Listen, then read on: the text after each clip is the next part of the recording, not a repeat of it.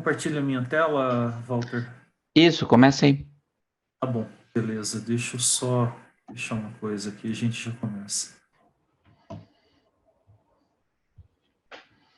Deixa eu pegar aqui, beleza. Os slides e... Boa.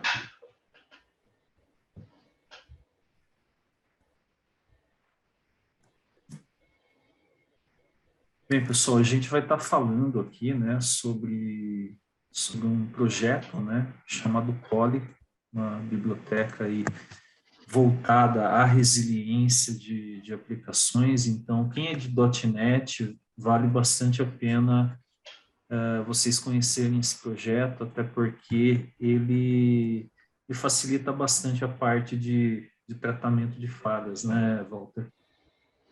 Isso, é um projeto já bastante antigo, bem consolidado, né? Mas que talvez algumas pessoas ainda não conheçam, então é bem importante.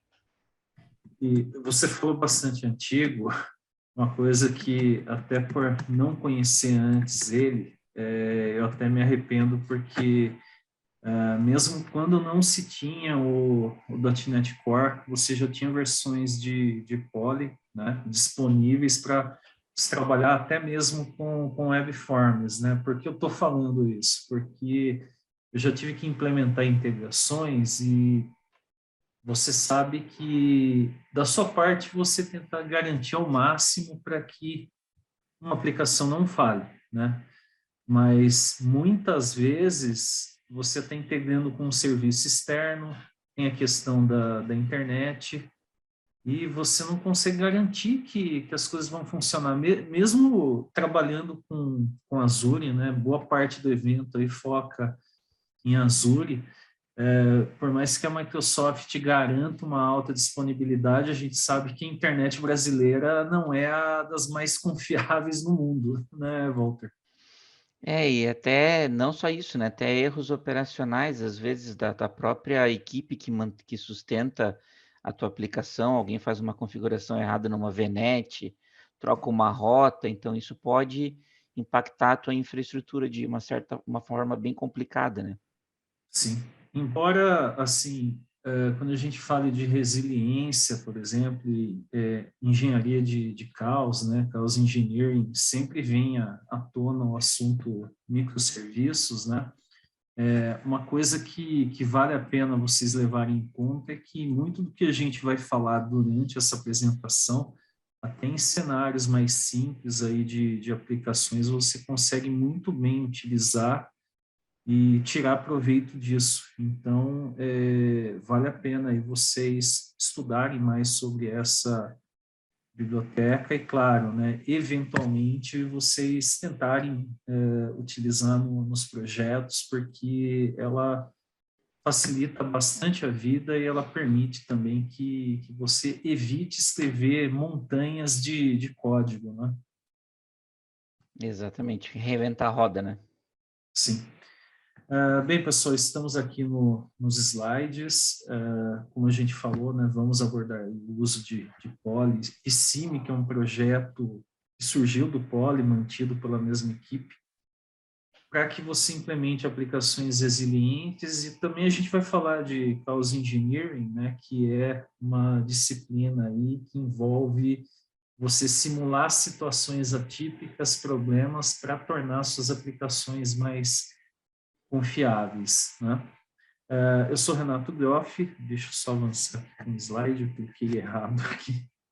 Sou Renato Groff, atualmente sou Microsoft MVP, sou MTAC, trabalho com desenvolvimento desde 2001, sou autor técnico, palestrante. Walter? Bom dia ou boa tarde, depende se o pessoal já almoçou ou não, né? Mas meu nome é Walter, também faço parte do programa MVP, mas de um pouquinho mais recente. Eu estou trabalhando como Cloud Architect numa empresa chamada CDB, aqui de Porto Alegre, eu sou de Santa Catarina, né? Mas a CDB fica no Rio Grande do Sul. Também sou professor aqui numa universidade chamada Univille, nos cursos de Sistemas e Engenharia de Software, e a minha área de formação é na área de desenvolvimento, na área de sistemas distribuídos, e eu tenho algumas certificações, principalmente na questão de internet das coisas, que é o foco do MVP. Aqui um resumo do que a gente vai estar falando. A ideia não é ficar muito em slides, né? A gente mostrar alguns exemplos práticos. Tem muita coisa que vocês vão encontrar na internet. Depois nós vamos até mostrar aí o site do Poly, né? Tem um site também que fala aí sobre Chaos Engineering, que vale a pena vocês darem uma olhada também. Uma disciplina bem interessante, né? A gente está falando aí sobre simular falhas, tratar falhas. O próprio Azure já tem um serviço agora que está em preview, se eu não me engano, para você cuidar de questões desse tipo. Então, vocês vão encontrar soluções tanto a nível, a gente vai focar, obviamente, a apresentação, os exemplos a nível de software, né? Mas não é só software que falha, infraestrutura também. E você também tem condições de ir além, né? Atacando essa parte de infraestrutura, né? De maneira que você garanta aí ao máximo que as coisas vão aguentar problemas, porque é uma ilusão, né, Walter, achar que tudo será perfeito. Se até a Netflix, que investe bilhões em tecnologia, os sistemas deles caem, né? Eu lembro que caiu uma vez no meio do carnaval, acho que foi em 2017, o pessoal brincou tal, e que tem gente que não fica em casa maratonando série, né? E o sistema caiu fora do ar, né? Então, pô.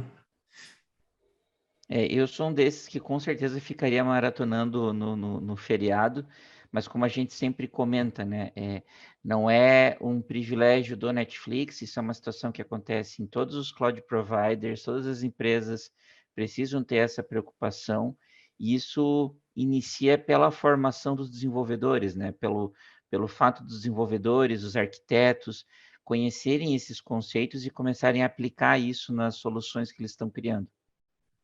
Sim.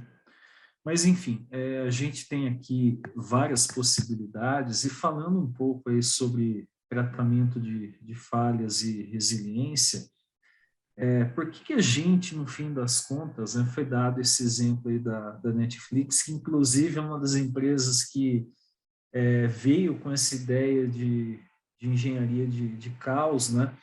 Por que você daria tanta ênfase a questões desse tipo, né? Primeiramente, para garantir a alta disponibilidade de uma aplicação. Então, imagine um banco, um grande e-commerce, você tem milhares ou, em alguns momentos, até milhões de acessos simultâneos, né? E se a aplicação não aguenta, o que vai acontecer? O pessoal vai nas redes sociais, vai reclamar, vai subir hashtag, vai marcar a sua empresa.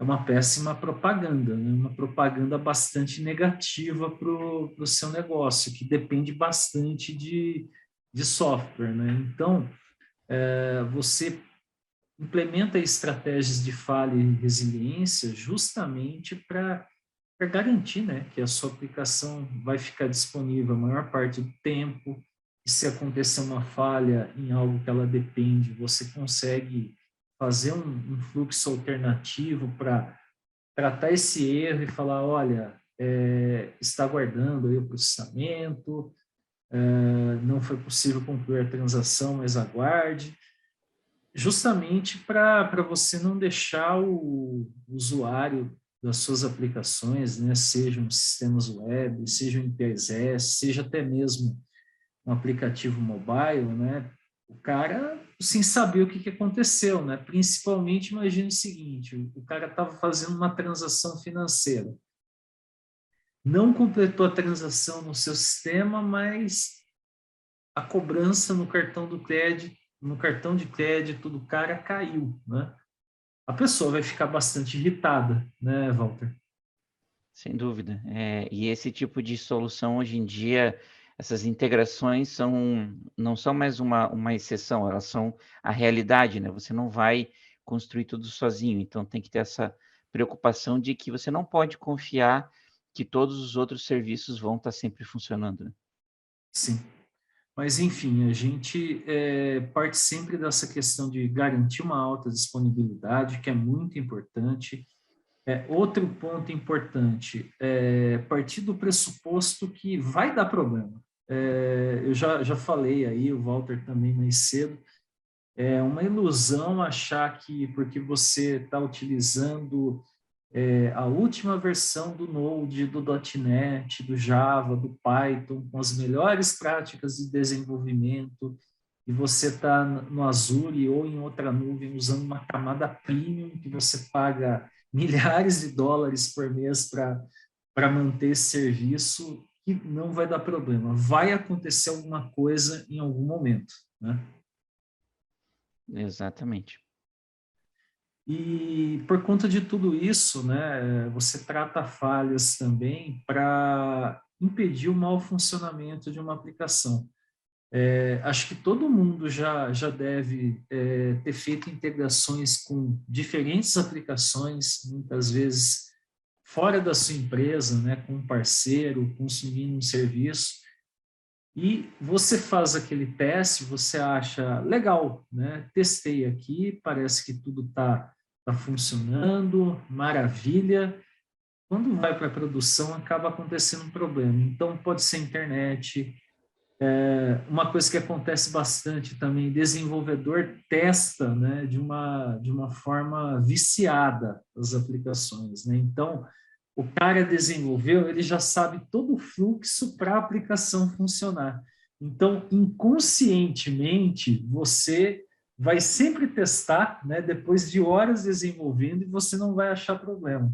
A primeira pessoa diferente que faz um teste acaba achando um problema. Se isso foi feito ainda antes da subida para a produção, tá bom, pode ser que você fique com raiva que tem um problema para resolver, mas é bom porque você consegue contornar isso. Mas muitas vezes as aplicações sobem para a produção e quando começa lá a ter uma utilização grande que o pessoal detecta, putz, está com esse problema, né, Walter?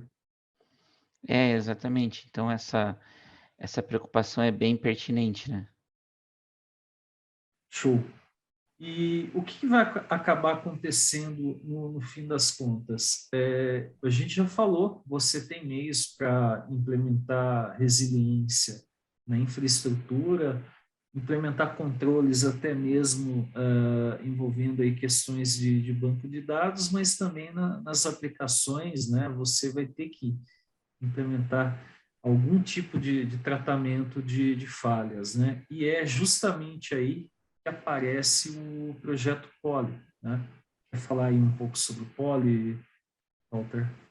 Isso, o Poly é justamente esse projeto que é uma biblioteca que você vai, né, você pode instalar, como o Renato bem falou, em aplicações web, desktop, mobile, qualquer estilo de aplicação escrita em .NET, em C Sharp, e que tem que ter esse requisito não funcional de resiliência e que conecta com serviços externos que podem falhar, né? Então, a gente tem, né, o hábito de fazer o tratamento de erros usando try-catch e loop, né, que são ferramentas que a maioria das linguagens de programação orientada a objetos implementa, né? Só que você acaba, se você for usar apenas esses dois recursos, você vai ter que implementar outros comportamentos, como, por exemplo, o retry, que o Renato vai falar depois, né, vai dar um exemplo. Eu vou mostrar o circuit breaker. Você teria que ter alguma ferramenta para você controlar a intensidade com que esses eventos vão acontecer, a parte de log. Então, o Poly ele já te entrega uma solução muito, muito completa, né, Renato, para resolver esse problema. Sim. E, inclusive, né, o que acontece? Eu coloquei aí a questão do try-catch, tem um meme antigo já na internet, né, que você vê em grupos de desenvolvimento que tem algum tratamento de falha numa aplicação web. Acho que é um exemplo em JavaScript, mas o .NET não está isento disso, muito pelo contrário.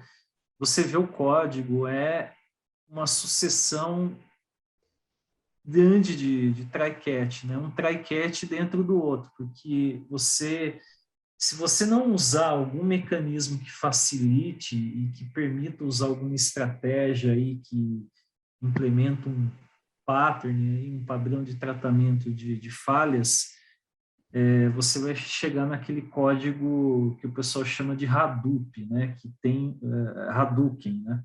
E tem um monte de try-catch, né? E o pessoal coloca uma imagem do Ryu dando um Hadouken, você fala, putz, é uma piada, mas faz sentido, né? Tá tão feio o código que parece que o cara soltou um Hadouken e o código se afastou para a direita, né? Isso, Então, além de aumentar a complexidade, né? sim, você bate o olho, você já olha, você fala, meu Deus, para entender o que essa pessoa fez aqui, né? Muitas vezes até foi você que fez isso, né? Então, É. é uma coisa engraçada, mas infelizmente acontece muito. Código legado tem muito disso, né? Principalmente considerando que, com o decorrer do tempo, o próprio pessoal acaba relaxando um pouco na implementação da aplicação. Então, infelizmente, você acaba tendo que ver meios para melhorar isso, ou mesmo quando começar a desenvolver uma aplicação, desenvolver isso de uma maneira que não vire uma grande bagunça, né, o tratamento de falhas. Principalmente quando tem um loop, daí chama uma outra coisa, começa a ficar difícil aí o entendimento do que foi feito naquele código, né? Para quem trabalha muito com o Service App, né, já com certeza deve ter caído na situação onde ele começa a dar uma mensagem de erro chamada de CPU exhaustion, né, que ela está exausta, né? Você basicamente exauriu todo o poder computacional do Service App. Isso é um indicador muito grande que você está com um problema, né, de algum laço de repetição que está tentando eternamente fazer uma tarefa, está falhando e entrou numa condição de loop eterno, né? Então, esses sinais que a aplicação vai dando para a gente que a gente precisa tomar cuidado. E ali, só complementando, né, o Polly é o apelido do papagaio, né, em inglês, né, Renato? E vem do nome Isso. justamente do principal recurso que o Polly implementa, que são políticas, né? São policies que você aplica sobre a tua aplicação para fazer esses controles de retry, circuit breaker, timeout e o fallback. Inclusive, né, o Walter brincou aí, o Poli, né, que aqui no Brasil a gente chama de louro, né? A gente mencionou aqui alguns padrões, mas tem a possibilidade de você combinar esses padrões. Então, por exemplo, o Circuit Breaker é uma estratégia bastante utilizada em sistemas distribuídos, que tem comunicação entre sistemas, e além do próprio Circuit Breaker, né, você pode combinar aí alguma outra estratégia. Eu vou mostrar no último exemplo usando o fallback, né? Mas tem aí várias possibilidades. Desses padrões aí que a gente mencionou, o padrão mais simples de todos é o retry. O nome dele é bem sugestivo. O que ele faz? Ele faz uma retentativa, né, de processar alguma coisa. Em muitos casos, você implementar um código simples que faz retentativa, eventualmente espera um tempo e tenta de novo, resolve assim boa parte das situações que você tem de problema de comunicação com aplicações. Mas tem outros padrões aí, como timeout, que eventualmente você poderia usar bastante num sistema mobile, né? Porque a gente sabe que o cara está usando 4G, ele está se deslocando de carro, dependendo da região, de repente o sinal de internet é mais fraco, cai a conexão momentaneamente, volta, dá aí um timeout se comunicando, então você consegue usar tudo isso, né? A gente vai mostrar aqui os exemplos mais focado em back-end, né? Mas Por exemplo, alguém vai desenvolver em .NET e utiliza Blazor, ou utiliza aí MVC, por exemplo, Razor Pages, você pode usar isso numa aplicação web. Se você utiliza Xamarin, ou já está até eventualmente utilizando MAUI, dá para usar no aplicativo mobile. WPF, Windows Forms, dá para você utilizar normalmente isso. Então, vai do que você precisa naquele projeto. Por exemplo, projetos de back-end, sei lá, você vai implementar um processo que fica rodando continuamente. Esse processo, em algum momento, ele vai se deparar com uma falha. Então, tem alguns padrões que você usa para simplificar isso. Se for um projeto web, muito provavelmente você vai mandar uma mensagem para uma API REST, né? Então, se tiver alguma falha de comunicação, você pode aí usar o retry, muito provavelmente, para resolver isso.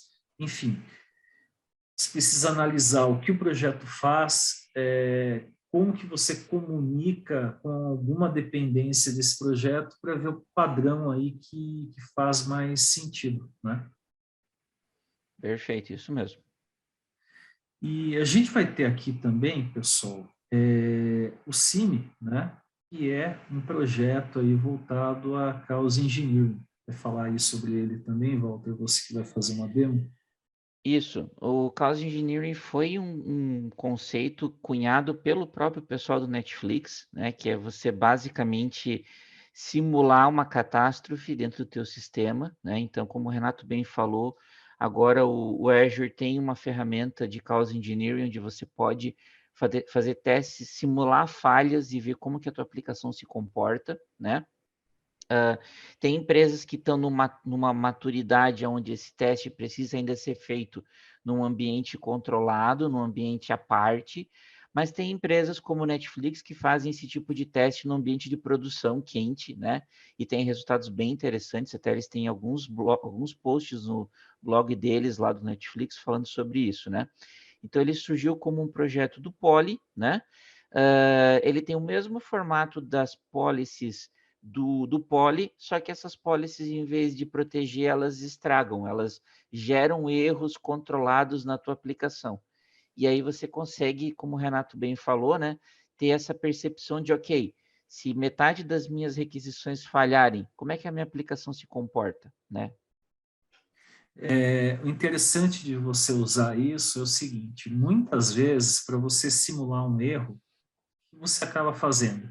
Principalmente se envolve comunicação entre sistemas. O sistema que vai receber alguma requisição, alguma solicitação, você acaba subindo em algum lugar uma versão dele que produz o erro, né, para que esse erro propague a aplicação que consome e que interage com esse sistema, receba o erro e daí você pegue e faça nessa aplicação que depende da aplicação que produziu o erro, o tratamento adequado, né? Beleza, funciona, mas não é o ideal, porque você vai estar subindo uma versão, alterando o código dela, forçando um erro. Numa dessas pode acontecer uma confusão, você subir esse erro, comitar esse erro num repositório, passar despercebido e chegar esse bug até mesmo em produção. Se você pode simular do outro lado, claro, ainda assim pode ser que a aplicação apresente problema, você detecte usando aí a sua estratégia de tratamento de falhas, mas se você não detectar problema, você pelo menos simula, isso já te dá a condição de fazer uma implementação, criar um fluxo para tratar essas falhas de maneira adequada, né? Tem uma pergunta aqui do Pedro Henrique Lustosa. Pelo que estou entendendo, é que esses projetos servem como software de testes. Eu não entendi muito bem aí a pergunta.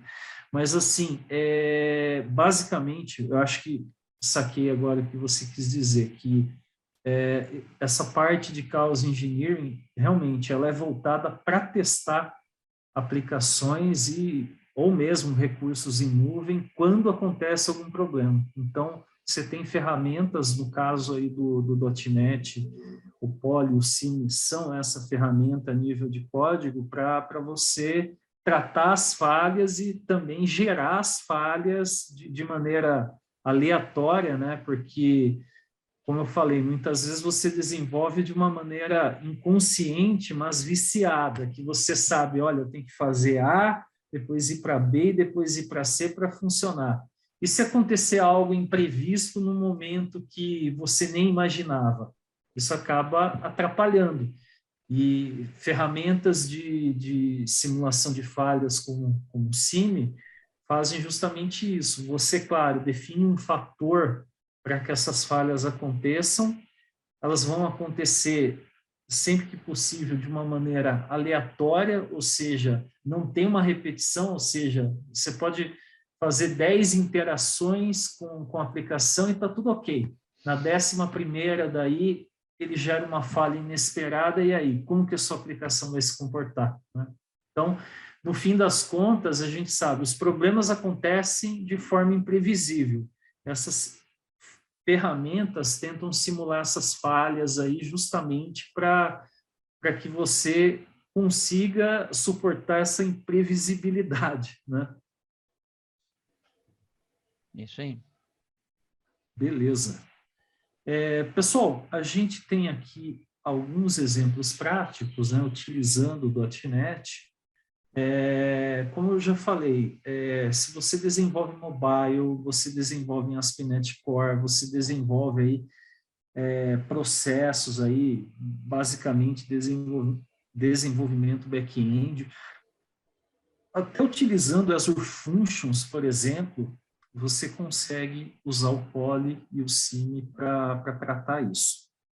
Beleza? Então, a gente vai mostrar aqui alguns exemplos agora. Deixa eu mudar aqui o compartilhamento. Justamente para vocês verem como é simples. No fim das contas, a gente pegou aí situações mais simplificadas, mas é bem tranquilo você utilizar o Poly. É mais você ler a documentação, ver aonde se encaixa melhor no seu código isso, e partir para fazer a implementação adequada. Eu vou mandar aqui um repositório com os meus exemplos, o Walter vai mandar o dele também, né? Tá aí o repo do GitHub. Se puderem dar um star aí no meu exemplo e no do Walter, a gente agradece aí apoiando. Deixa eu recompartilhar aqui a tela, pessoal, e qual que é a ideia? Eu vou mostrar um primeiro exemplo que acaba resolvendo muitas situações do dia a dia, que é o retry, né? E eu vou usar também o wait, que seria você colocar um tempo de espera entre as tentativas. Então, dá para você usar aí várias maneiras de configurar esse tempo. O pessoal muitas vezes usa uma escala exponencial do tipo 2, 4, 8, 16 segundos. Só que tem um ponto importante aí que é o seguinte: você não vai ficar fazendo retentativas eternamente, né? Você tem que definir um limite aí de retentativas, e quando aquilo não for mais possível, você para e faz aí algum tratamento adicional, beleza? Então, acho que já deve estar aparecendo aqui a tela cheia, né, Walter? Tá aparecendo. O que eu queria comentar aqui com vocês, tem esse site aqui de princípios de Chaos Engineering, vale a pena vocês lerem. Não é um livro, é um texto rápido aí falando como que surgiu essa parte de engenharia do caos e para que você vai utilizar isso. Então, no fim das contas, o principal objetivo é minimizar o impacto. Ainda assim, você não está 100% seguro, né? Então, é bom você ter isso em mente. Não existe 100% de segurança na área de tecnologia. O pessoal sabe que mesmo criptografia, segurança, sempre tem alguma coisa quebrando. O mesmo aí com estabilidade de sistemas. O site aqui do Poly, pessoal, vale muito a pena vocês acessarem, né? Aqui tem as instruções sobre como instalar o Poly, Tem outros padrões aqui que a gente comentou, book head, rate limit. O rate limit, o que é? O pessoal consome muito API REST, faz integração com serviços pagos. Você tem limites de utilização. Então, já tem aí uma policy justamente para você tratar a questão do rate limit. Cache, fallback e policy wrap. O que é isso daqui? O wrap, né, vem tem um padrão, né, que é chamado de wrapper, que você envelopa, né, agrupa junto elementos que fazem alguma coisa no seu software, né? O policy wrap, ele faz justamente isso. Você pode combinar algumas dessas policies no policy wrap e, a partir disso, quando você tiver uma falha, é claro que você vai ter que definir uma ordem que isso é tratado, mas vários padrões são aplicados naquela situação de falha, beleza? A gente tem alguma coisa aqui no chat. Pergunta do Pedro Henrique, XUnit e Policy são coisas distintas ou não? O XUnit é um framework de testes, é o mais usado framework para testes em .NET, né? E o Poly, você pode até, o Walter vai mostrar um exemplo que você testa um projeto via XUnit, ativando a policy de caos, né, do CIM, né? Mas, assim, o Poly, basicamente, você vai usar a nível de aplicação. Você pode colocar alguma configuração num projeto com XUnit, como esse caso que o Walter vai mostrar, para determinar como que vão acontecer as falhas. Mas o Poly, a nível de aplicação, o XUnit é um projeto à parte que você testa uma aplicação e muitas vezes você usa esse teste que foi criado para automatizar, né? Você vai publicar a aplicação, você roda os testes passaram, você segue aí com o deploy, beleza? Ok, tem isso daqui que a gente falou das policies, beleza? Tem o CIM aqui que a gente já vai mostrar em breve, né? Então, ele fala aqui sobre Chaos Engineering, né? Se você clicar aqui, ele vai abrir o site do Principles of Chaos, né? Tem a versão em português, né? E tem aqui o meu exemplo que eu mandei para vocês, se vocês puderem dar um start. Tem 2 exemplos, eu vou começar com esse Wait Retry, para daí o Walter fazer a demo dele. A ideia não é gastar muito tempo nas aplicações, pessoal, é mais focar no código de tratamento de falhas. Mas, basicamente, o que foi feito aqui? Eu vou até abrir aqui o meu terminal, eu vou deixar uma API REST rodando, né? Eu vou deixar também a aplicação que interage com essa API REST executando. Então, deixa eu abrir aqui. Uma API que eu uso bastante em demos, que ela faz contagem de acesso, você manda uma requisição, ela incrementa um contador, para a gente entender que está chegando as requisições e está havendo essa comunicação. Eu fiz propositalmente, e depois até quando o Walter mostrar o Cine, e eu mostrar um segundo exemplo, vocês vão ver que faz sentido usar o Cine. Aqui o que eu fiz, pessoal? Para tratar a falha na outra aplicação, eu coloquei esse código aqui proposital gerando essa falha, né? Isso funciona? Funciona, não é a melhor prática, né? Mas dá para quebrar aí o nosso galho momentaneamente, beleza? Então, eu vou rodar aqui a aplicação.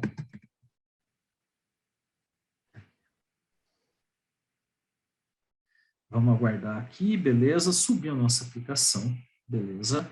A gente pega aqui, eu venho aqui na rota aqui dela, contador, 1, 2. Se vocês lembrarem aqui o código, olha, eu coloquei uma divisão por 4 vendo o resto, ou seja, sempre que o contador for um múltiplo de 4, vai dar um erro. Dá para a gente ver aqui pelo próprio log que é gerado aqui no terminal. Então, 5, 6, 7, foi. 8 deu erro, e assim por diante, beleza? O que eu vou fazer aqui agora? Eu vou pegar aqui, eu vou dividir aqui o meu terminal.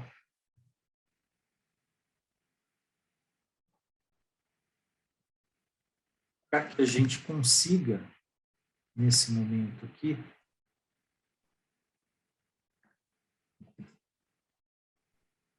acessar uma aplicação que consome essa API REST. Então, o que eu estou fazendo aqui nessa aplicação?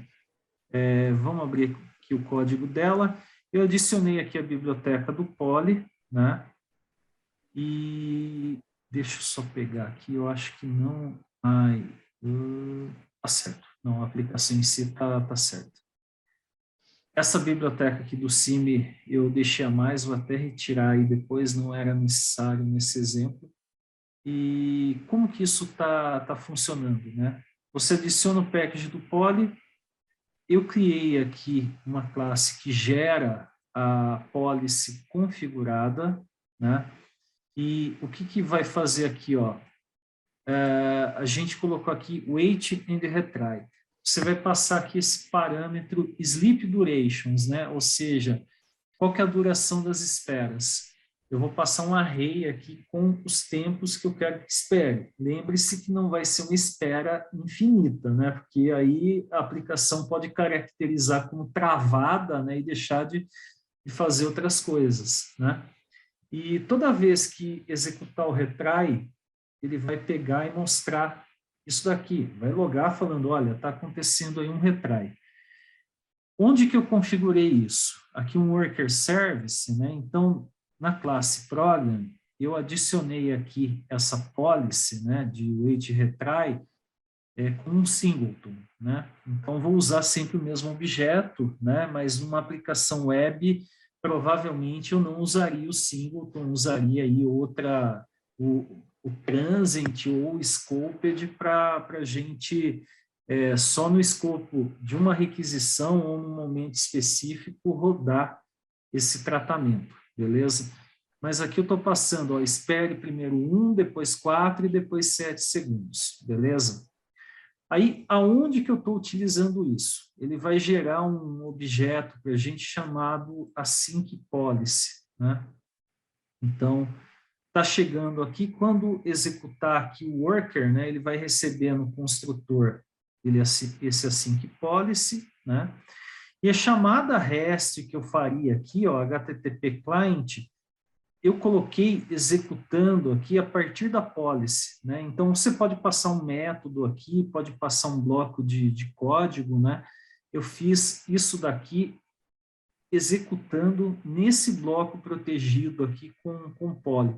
Então, se acontecer uma falha aqui, ele vai ter aquelas esperas que ele faz e vai ter as retentativas também que ele faz. Beleza, pessoal? Então, a implementação é essa. Eu vou executar aqui a aplicação. Deixa eu pegar aqui. Vou dar um .NET Run. E observem aqui o que vai acontecer, né? Que quando for múltiplo de 10, a gente espera que dê um erro. O 10 foi, o 11 foi, o 12 deu erro. Ele faz uma retentativa. Como a nossa aplicação está no ar, deu certo. Então, essas retentativas esperando 1 segundo, nesse momento, estão todas aqui funcionando normalmente. Se eu parar a aplicação, olha o que vai acontecer aqui. Vai fazer uma retentativa. Vai fazer uma segunda retentativa. Vou deixar parado. Vai fazer uma terceira retentativa. Não vai conseguir. E aí ele vai sair do fluxo lá do poly, né? Vou pegar aqui. Chega uma hora que não dá mais, né? Então você não ia ficar eternamente fazendo retentativas. Vou subir a aplicação agora. Olha aqui, ó. Quando estava esperando para a segunda retentativa, ele já viu que a aplicação estava no ar, então nem entrou naquele bloco de tratamento de falhas. Então, o que vai acontecer? Ele faz 3 retentativas aqui, reexecutando esse código aqui para a gente. Não foi preciso criar um loop, não foi preciso criar um contador aqui de retentativas, né? Algo que ia dar aí, acho que eu chuto, acho que umas 20 linhas de código, né, Walter?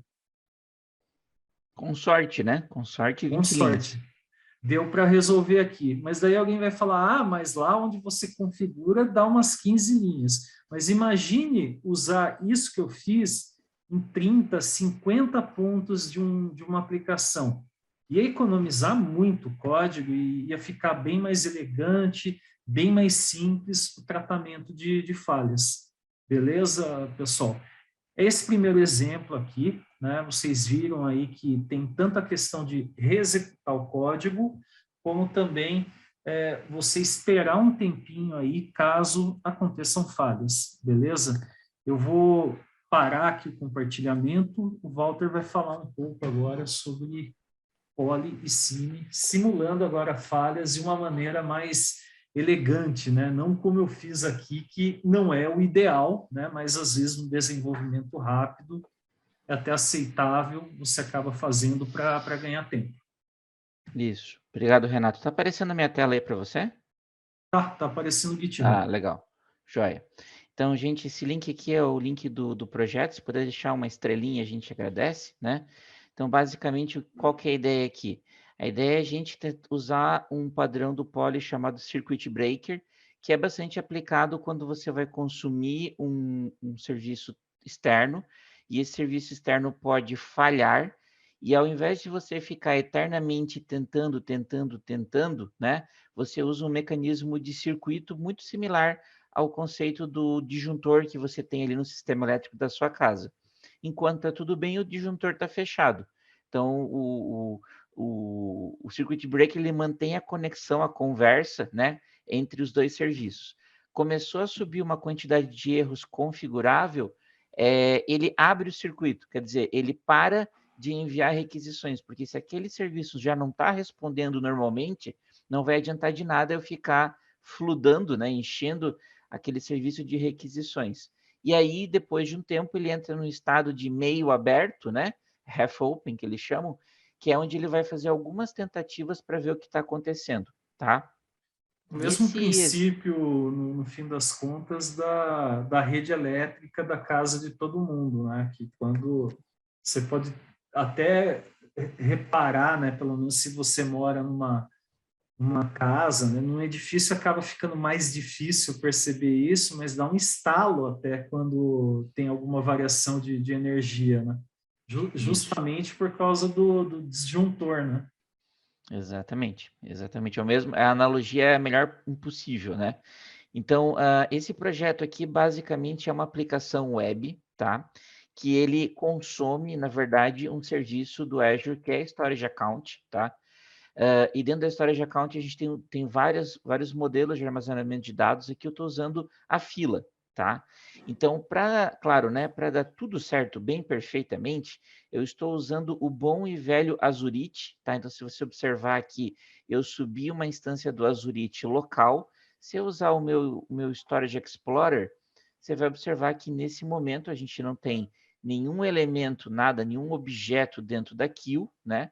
Nada para ser processado, nem existe uma fila ainda, tá? E aí eu vou colocar a minha aplicação para executar. Essa aplicação é uma API REST, bem simples, tá? Que usa aquele modelo de top level statement lá no arquivo program, tá? A gente tem um objeto chamado course registration. A ideia é uma API para os alunos se registrarem num curso, tá? E aí eu expus essa API usando o Swagger, tá? Então tá aqui a minha API, eu tenho só um método post, tá? Onde eu posso dar um try, posso colocar aqui, eu quero registrar o Zezinho no Festival de Tecnologia da Microsoft, certo? E aí, quando eu envio a solicitação, você vai observar que eu tive um retorno 200, né? Se eu voltar aqui no meu Storage Account e atualizar, você vai observar que agora nós já temos uma fila, né? Que está aqui, e está aqui a mensagem de registro do Zezinho nesse curso que está acontecendo, tá?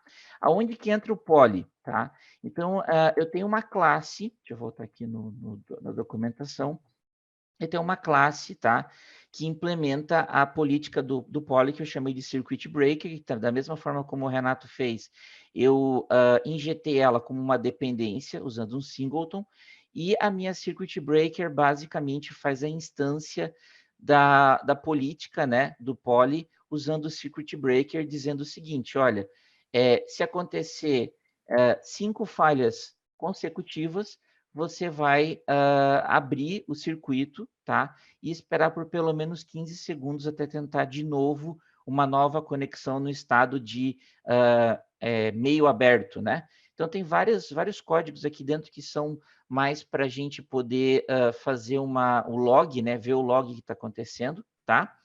E aí, o que acontece? Eu empacoto isso usando justamente aquele wrapper que o Renato falou no começo da apresentação, tá? E se eu agora fizer o seguinte, eu vou tentar colocar as duas telas uma do lado da outra. Eu estou aqui com o Swagger, tá? Onde eu estava fazendo as requisições. Aqui eu tenho o log da aplicação, tá? Você vai ver que à medida que eu faço requisição, está dando sucesso. E agora eu vou lá e vou simular a perda de conexão com o Azurite, parando o processo do Azurite. Repara que a API ainda está rodando. Aí eu começo a mandar requisições, certo? Você vai ver que daqui a pouco ele vai mostrar um log dizendo assim, olha, ocorreu as cinco conexões, né, 5 tentativas com erro, e ele abriu o circuito. Repara aqui que ele abriu o circuito, então agora a aplicação para de enviar requisições. Aqui ela está falhando, eu poderia ter usado o retry, né, como o Renato mostrou. Só que em algum momento ela precisa retentar, então eu fiquei clicando aqui e passou aqueles 15 segundos e ela tentou fazer uma nova reconexão, só que também falhou. Então ela permanece no estado de circuito aberto, tá? Se eu retornar aqui e reexecutar o meu Azurite, você vai observar que agora, ao voltar a fazer requisições, ó, ele fechou o circuito, porque já tinha passado o tempo dos 15 segundos ali, mais ou menos, né? Para ele tentar de novo, né? Ele conseguiu fazer uma requisição e ele fechou novamente o circuito de comunicação com o serviço externo. Então, esse é o comportamento básico do Circuit Breaker, tá? Onde é que entra agora o CIMI? Como é que eu posso usar o CIMI, que seria o simulador de Chaos Engineering, né, nessa história toda? Então, eu fiz uma implementação de um teste unitário, então isso aqui também está explicado aqui em detalhes no README, tá? Então, eu tenho aqui basicamente um teste unitário usando o XUnit, tá? E esse teste unitário, o que ele faz? Deixa eu mostrar aqui para vocês. Ele tenta, né, chamar a mesma API para registrar várias pessoas aqui num curso aqui no Bacharelado de Sistemas de Informação. Ele faz essas requisições naturalmente, tá? Só que eu estou utilizando um conceito que é o Web Application Factory para eu poder subir a minha aplicação web sem precisar de ter conexão com a internet, sem precisar abrir uma porta na rede. Então, eu estou subindo a minha aplicação, minha API web em memória, para poder fazer os testes de um jeito mais simples. E nesse processo, essa API Application, aqui, esta classe aqui, ela troca a implementação daquela minha classe de Circuit Breaker para uma nova implementação que é Circuit Breaker with Monkey Calls. E o que essa nova implementação faz? Ela mantém o Circuit Breaker, certo? Só que ela usa o wrapper, né? O wrapper aqui para poder empacotar junto, né? Uma policy do Monkey Calls, né? Para injetar um erro, certo? E aí você tem aqui a exceção que eu quero gerar, né?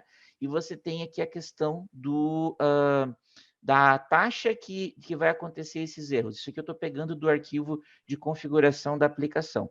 Então, se eu agora rodar os meus testes, então eu estou com o Azurite funcionando, vocês podem ver aqui, ó, que eu consigo consultar as mensagens, o Azurite está no ar, está tudo certo, tá? Eu vou usar aqui um outro terminal e vou rodar o .NET Test, certo? E se der tudo certo, todos os testes vão passar, por quê? Porque eu ainda não habilitei o Monkey Calls, né? Eu ainda não habilitei ele, então todos os testes passaram. mas ele já está lá, ele já está inserido no meu código. Agora, eu simplesmente venho no arquivo de configuração e digo, olha, eu quero habilitar ele, então passo um true aqui, né? E passo a taxa que eu quero que mais ou menos 50% das minhas requisições falhem, certo? E aí, na hora que eu rodo, tá? Eu tive que implementar um código para poder sobreescrever o logger do XUnit para poder mostrar para vocês na tela o que acontece, tá? Então, você vai ver aqui, ó, que 4 falharam e apenas um foi aprovado, né? Então, não é uma taxa perfeita exatamente, ele meio que randomiza isso. E você vai ver que ele gerou aquela exception, tá? Ele não mostra todas, ele mostra apenas a última, mas ele gerou a exception simulando a falha da solicitação, né, da API, sem eu precisar mexer no código, com um ambiente totalmente controlado, onde eu posso definir o comportamento desse mocking calls, né, e testar se a minha aplicação está preparada ou não para suportar uma falha tão catastrófica como a perda da conexão com uma storage account, como eu estou demonstrando aqui, tá? Seria isso, Renato. Não sei se tem mais algum, se alguém tem alguma pergunta. Show. Tem um último exemplo meu aí. Se tiver pergunta, pode mandar, pessoal. Tem aí uns minutinhos Isso. ainda. A gente vai respondendo. Eu vou mostrar uma variação do primeiro exemplo que eu apresentei do Age Retry, usando daí o SIM, né? Então, agora, dessa vez, finalmente eu não vou colocar aquele código horroroso forçando um erro numa aplicação que não estava com erro, né? E daí o que vai acontecer? Ao invés de usar o retry, pegando aí um gancho aí no que o Walter mostrou do wrapper, né, do policy wrap, eu vou mostrar como a gente utilizar um outro pattern, que é o fallback. O fallback, o que acontece? Quando acontece uma falha, você pode executar um conjunto de ações alternativas diante daquela falha, ou até mesmo devolver um valor alternativo. Então, imagine que você, por exemplo, se conecta toda hora numa API para ver se o cara pode ou não comprar, se ele tem crédito, um crédito, vamos assim dizer, saudável, né? Ele não está devendo, ele não está inadimplente, né? Então, o que você faria? Pô, a gente se conecta com uma certa frequência. Se acontecer uma falha, a gente pode manter aí o estado das últimas requisições, que indica se o cara está ok ou não. E o que acontece? Se a gente não consegue consultar naquele momento a situação da pessoa física, por exemplo, a gente pode pegar de um banco de dados nosso que pega atualização mais recente, analisa informação e você usa um valor alternativo, né? Para que isso? Relembrando lá do que a gente falou no começo da apresentação, para você garantir o bom funcionamento da sua aplicação, para que ela não caia, de repente, diante de uma falha, né? Então, deixa eu compartilhar aqui a minha tela, coisa de 2 minutos, e a gente já fecha. Se tiver dúvidas aí, podem mandar aí para a gente, pessoal, beleza? O que vai acontecer aqui, né? Essa daqui é aquela API lá que eu havia mostrado para vocês no exemplo anterior. E o que acontece com essa API aqui?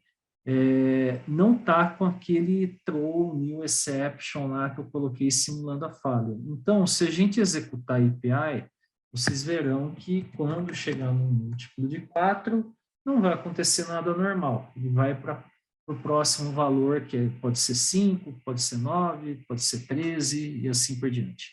Então, deixa eu subir aqui a aplicação. Deixa eu só parar aqui e fechar uma coisa aqui que eu esqueci. Beleza, deixa eu pegar aqui, voltei, maravilha. Então tá aqui, ó, a aplicação tá rodando, beleza, vou dar aqui no computador. E o que vai acontecer? 1, 2, 3, 4, 5, 6, 7, 8, 9. Não tem falha aqui na aplicação. Se a gente olhar aqui o log, beleza. Se a gente olhar aqui a aplicação que consome, que é praticamente a mesma aplicação do exemplo anterior, o que eu estou usando aqui nela? O package do poly e o package do sim, beleza? Aí o que a gente tem a mais aqui, né? A gente vai ter aqui o seguinte, eu criei aqui esse objeto aqui, uma classe, né, estática que gera um objeto, né, o fallback contagem, que eu configuro aqui uma policy de fallback. Então, o fallback é uma ação ou um valor alternativo que você executa quando acontece um problema, né? Então, a gente tem aqui dois momentos, né? Tem um fallback async, que na prática é um evento que você configura para começar a executar o fallback. De repente você atribui um valor a algum objeto, faz alguma inicialização nesse momento, e aqui é propriamente o fallback, que nesse caso eu estou retornando aqui o valor -1, né, e falando esse valor foi gerado na policy de fallback, beleza? O Monkey Policy, né, o que eu fiz aqui? Eu estou injetando aqui, né, uma taxa que está no arquivo de configuração, né, e dizendo se ele está habilitado ou não. Eu fiz isso aqui no próprio código da minha aplicação. Daria até para configurar isso, se era para debugar isso ou não. Tem várias maneiras de você ativar ou desativar isso. Aqui no program, né, olha aqui, eu crio o fallback contagem, aí chamo o método wrap async e passo aqui o monkey policy, beleza? Então, singleton aqui, numa aplicação web, certamente você não usaria singleton. Aqui é um processo isolado, né? Não tem múltiplas requisições, então não tem concorrência, não vai dar problema, beleza? E daí o que acontece? Ele vai chegar aqui para a gente um async policy wrap, que engloba aí as duas policies, a de causa e a de fallback, e daí aqui eu executo o código, né, com ele simulando falhas, né? Então, vamos rodar aqui. A simulação de falhas, eu coloquei uma taxa de 30%. Então, de 10, não é sempre o terceiro que vai dar falha, ele tem aí um pequeno fator de aleatoriedade. Se você colocasse 50%, então basicamente ia ser um dando certo, o outro dando errado. Você coloca um fator aí para simular e também tentar colocar aí um pouco de imprevisibilidade nesse processo. Então, notem que 2 deram certo e 1 deu erro, agora 4, aqui agora nessa sequência aqui 5, daí na sexta requisição simulou uma falha, e quando ele tem uma falha, ele retorna o valor do fallback. Beleza, pessoal? Basicamente, o que a gente queria mostrar era isso, né? É uma biblioteca aí bastante poderosa, a própria Microsoft recomenda. Se vocês pegarem aquele projeto eShop Containers da Microsoft, tem exemplos usando Poly, na própria documentação. Então, vale a pena. Eu estou mandando de novo aí o meu repositório para quem quiser esse código. Beleza? Acho que é isso então, pessoal. Obrigado. Obrigado, pessoal, os organizadores do evento, né, pelo convite e pela participação de todos. Até mais, pessoal. Valeu. Valeu. Obrigada, pessoal. Vocês compartilharam as redes de vocês com todo mundo? Eu vou mandar o LinkedIn aí para o pessoal e o link do meu blog também. Tá, beleza. Obrigado, Caroline, pelo aviso. Obrigada a vocês. Até a próxima. Valeu, até mais. Valeu, obrigado. Tchau, tchau.